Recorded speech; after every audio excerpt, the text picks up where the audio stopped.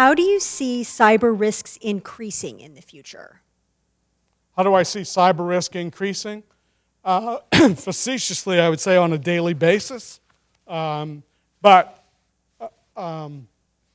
that's actually not so facetious. You know, as I showed on my bio slide, I spent 5 years with the FBI Cybercrime Task Force, and that was a very enlightening experience, because what I realized was cyber criminals are no different than any other type of criminal in that they're basically lazy, which is why they're criminals and they don't have legitimate jobs.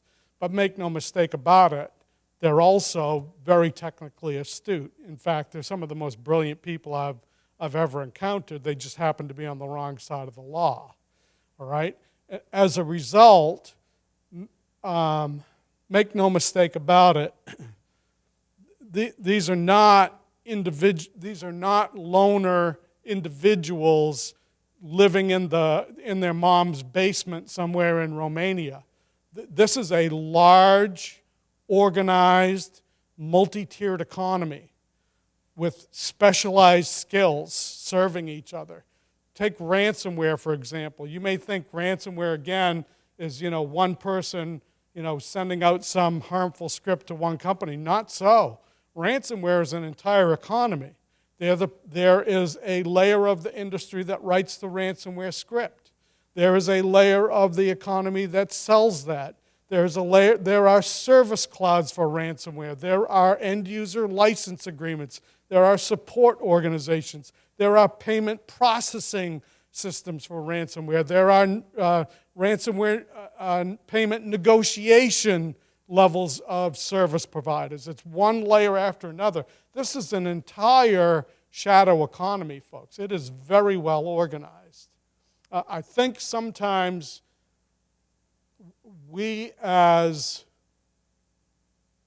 legitimate business people, underestimate the sophistication of the cybercrime community. I really do. When it comes to ransomware, the sad truth is that a small or medium-sized business is just as likely to be attacked as a large company.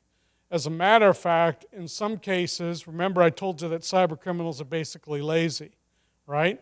In some cases, it's easier for them to attack a small or medium-sized business than it is to be a large enterprise, and here's why.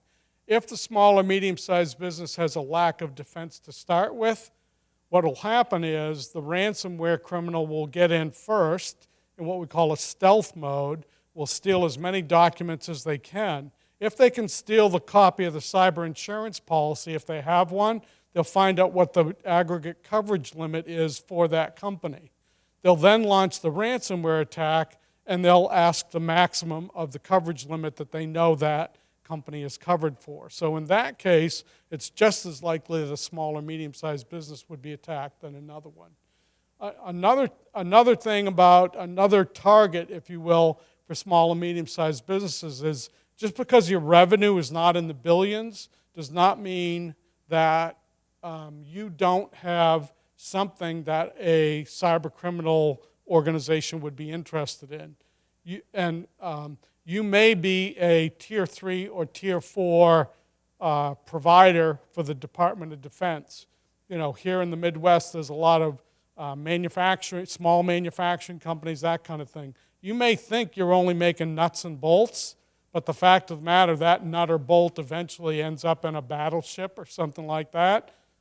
There are criminal organizations that are very interested in that information and are very, very likely to attack that company, even though it's relatively small.